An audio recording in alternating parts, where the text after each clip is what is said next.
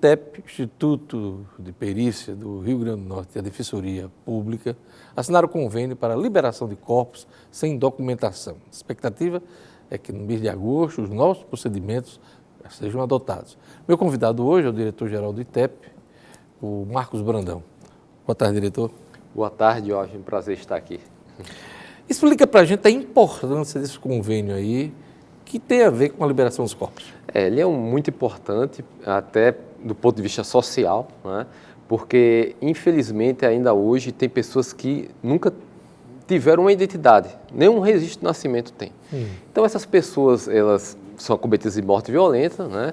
E elas vão para o ITEP. E aí gera um problema para a liberação desse corpo. Por quê? Porque nós somos um órgão de segurança, né? Então, se houve uma morte violenta, a liberação desse cadáver para a família enterrar precisa seguir determinadas formas. E uma dessas formas é identificar o corpo. Mas como é que você pode identificar alguém que nunca foi identificado pelo Estado? E a família, às vezes, não reclama esse corpo, né? Tem essas situações também, de famílias que não reclamam. Vamos dizer isso aqui, essa é uma segunda linha de problema. A primeira é... a própria identificação. Sem né? identificação e com familiar, que precisa liberar o corpo até para fazer o procedimento de enterro e tudo mais, que isso é a cargo da família.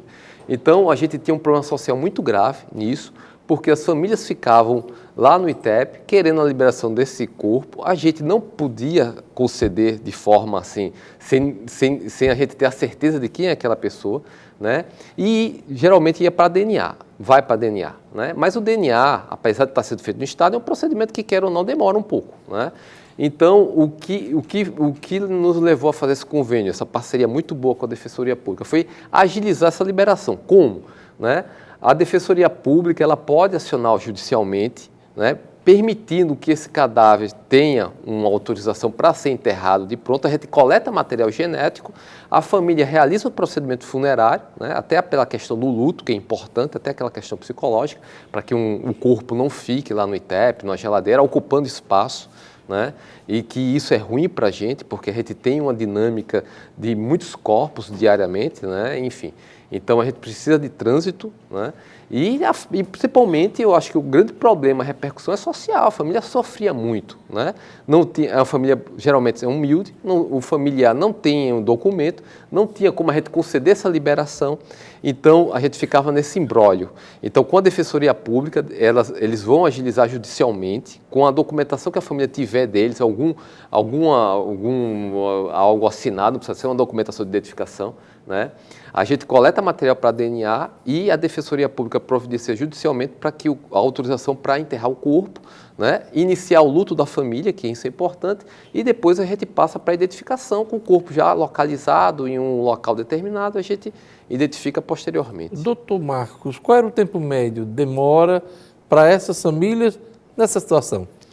Olha, tem situações que até um ano os corpos passavam lá. Que coisa. Antes do laboratório de DNA. Com o laboratório a gente já abreviou um pouco mais, né? Um exame de DNA demora um pouco mais, não, muito mais. Hoje é 40 dias no máximo para uma identificação humana, né? Então, mas mesmo assim é um tempo considerável, a gente tem que, né, respeitar o luto da família que está ali, né? Tá, e se houver troca de identidade nessa aceleração do tempo? Na verdade é uma aceleração regulada judicialmente, né? O juiz vai dar a Defensoria Pública aciona a Justiça, né? A grande vantagem desse convênio é que já vai ter um canal preferencial com a Defensoria Pública, né? Muitas vezes as pessoas não sabiam direito onde ficava a Defensoria Pública, né? Enfim, e nessa situação desse convênio a gente já vai dar uma preferência, a Defensoria Pública já vai dar uma preferência no atendimento, a gente já vai passar toda a documentação do cadáver que temos lá em relação à declaração de óbito, né? E o erro, né? Como você bem perguntou, né? Não, essa hipótese pode acontecer, pode, mas vai ser difícil, por quê? Porque a gente vai fazer o DNA depois, a gente vai fazer o confronto com o DNA da família, né? Então a gente vai fazer uma linhagem genética, é apenas realmente para amenizar a questão do luto, né? Porque o cadáver vai ter uma autorização judicial, a gente vai saber onde ele está enterrado, né? Então a gente vai ter essa regulagem do local onde está e vai fazer o DNA posteriormente. E vocês já se depararam com esse tipo de problema antes do convênio? Já houve situações, né? A gente tem reformado esse processo, reformulado, melhor dizendo, esse processo de liberação de corpos. A gente hoje tem um NIC, um número de identificação de cadáver. Todo cadáver que entra no ITEP, ele recebe um número. Esse número é único, é tipo um RG, vamos dizer assim, né? Antes não tinha isso, antes era um número colado com esparadrapo. Esse esparadrapo caía, se perdia a identificação, né? Muitas vezes não, alguns episódios de troca, porque quando acontece um episódio de troca já é ruim, né? Imagina alguns, né? Extremamente desagradável. Extremamente. Então a gente regulou isso, hoje temos um sistema informatizado, que o cadáver entra, recebe um número de NIC, que é um número de identificação cadavérica. Esse número é cadastrado no sistema informatizado, existe um acompanhamento. Então, hoje não existe mais troca em relação à família receber um corpo, que não é, enfim. Né? Hoje esse processo está bem regulado. O ITEP do Rio Grande do Norte, em tempos recentes, teve problema de ajuntamento de corpos, inclusive no pátio, inclusive com cenas horríveis. A imprensa noticiou de corpos decompondo ao ar livre, o mau cheiro. Como é que está essa situação hoje? Hoje a gente fez uma reforma grande no necrotério. Lógico que a nossa instalação é antiga, né? Mas fizemos toda uma reforma, né, no necrotério. Hoje temos um equipamento de ponta que chama do flat scan no pátio do necrotério do ITEP. Eu me lembro que teve um programa de TV que divulgou imagens do necrotério, realmente dantesco essas imagens. Mas, o senhor chegou a presenciar essa cena? Eu cheguei porque eu sou servidor da casa, 18 anos que eu trabalho lá, eu cheguei e ficava chocado. Realmente era uma questão muito complicada. Que equipamento é esse que o senhor falou? O flat scan é um scanner de cadáver. O cadáver ele passa nesse scanner, raio-x, ele escaneia o cadáver de ponta a ponta, né, é gerada uma imagem digital, essa imagem é projetada na tela lá para o médico que está no necrotério, né, é arquivada também. Então, esse equipamento ele é produzido aqui no Brasil, mas ele é vendido para o mundo, né? É um equipamento que até o Departamento de Defesa americano tem para operações de campo, né, em guerras como o Afeganistão, eles levam esse tipo de equipamento. Nós temos agora esse equipamento no necrotério do ITEP, né, que o necrotério era conhecido como um inferno de Dante mesmo. Depósito de cadáveres a céu aberto, era assim. Muito complicada a situação, eram animais passando lá dentro.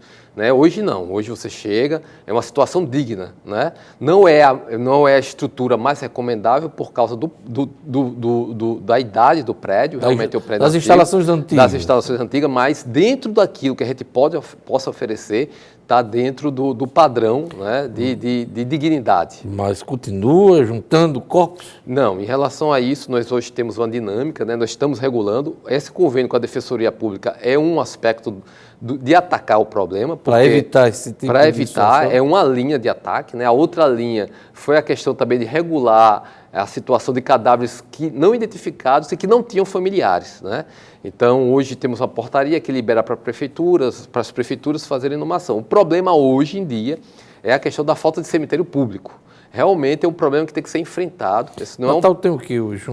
8 cemitérios públicos? Né? Eu não conheço bem essa questão dos cemitérios, que realmente é uma competência municipal. Né? Eu tive uma reunião há pouco tempo. Se eu não me engano, é de 7 a 8 cemitérios. Eu tive há pouco tempo reunião no Ministério Público, os representantes da Prefeitura.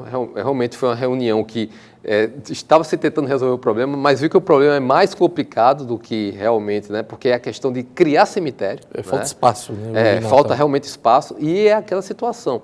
Infelizmente não vai deixar de morrer pessoas, né?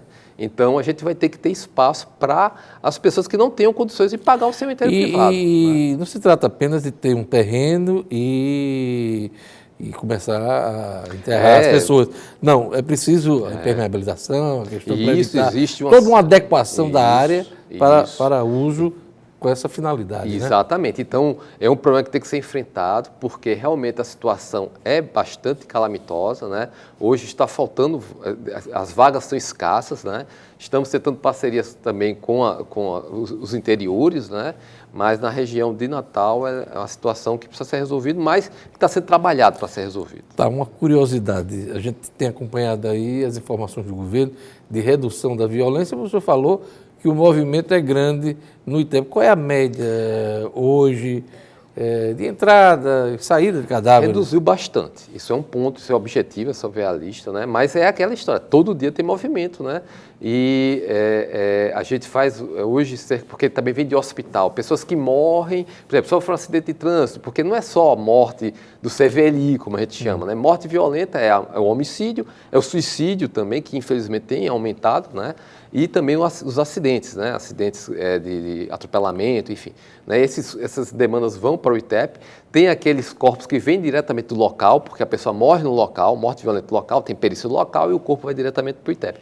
Mas tem situações que, por exemplo, a pessoa se acidenta e morre 3 meses depois. Ao final, caso venha a falecer, vai ter que ir ao ITEP, porque foi uma morte violenta, não foi uma morte natural. Então, atualmente, é uma média de 10 corpos diariamente.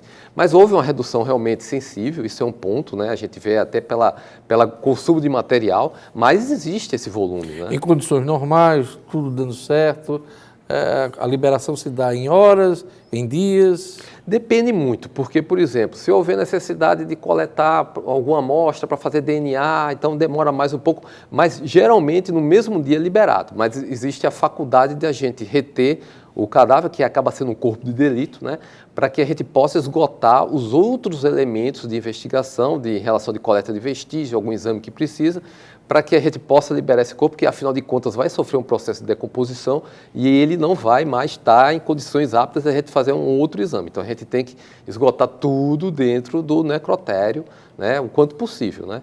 Então, mas hoje, atualmente no mesmo dia está sendo liberado. Nesse momento final da entrevista, eu queria saber do senhor como é que está o laboratório de DNA do ITEP, que está completando um ano agora, né? Está completando um ano, foi uma grande conquista para o órgão, né? Estamos evoluindo, né? Já fizemos mais de 50 exames de DNA, né? Isso aí para quem não fazia nada, tá fazendo 50 exames, realmente é um salto bastante importante.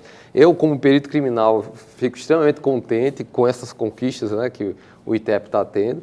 Né? Foi um investimento grande nos últimos anos, né? E isso foi um investimento grande, né? Houve investimento do governo federal, né? Que inclusive esses equipamentos estavam encaixotados, então a gente teve que estruturar uma estrutura física para acomodar esses equipamentos, mas deu tudo certo, né? O governo federal também é uma aposta muito grande na questão do laboratório Amanhã DNA. tem visita, inclusive, da Senasp aqui, né? Exatamente, amanhã vai vir um técnico da Senasp, porque a gente está se credenciando a ser cadastrado na rede integrada de perfis genéticos. Secretaria Nacional de Segurança Pública. A Senasp, a Secretaria Nacional de Segurança Pública, né? Vem um representante da manhã fazer uma visita no nosso laboratório para testar se a gente está apto ou não a integrar a rede de perfis genéticos.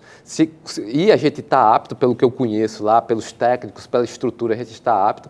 E a gente se credenciando vai ser um grande instrumento para combater o crime, porque a gente vai estar com a base de dados de perfis genéticos nacionais de criminosos. Então, se a gente encontrar algum DNA em uma cena de crime, a gente vai poder confrontar com essa base de dados nacionais. Essa coleta, inclusive DNA de presos, já foi concluída?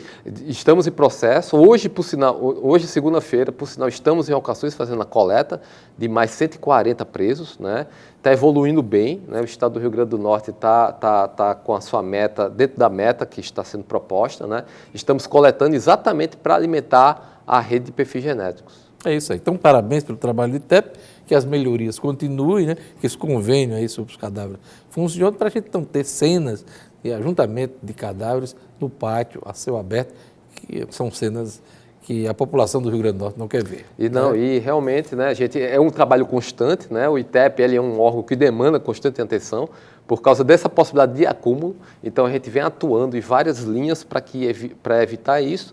E é aquela situação, né? O ITEP é um órgão central para a segurança pública e o Estado está dando total atenção, a Secretaria de Segurança está dando total apoio.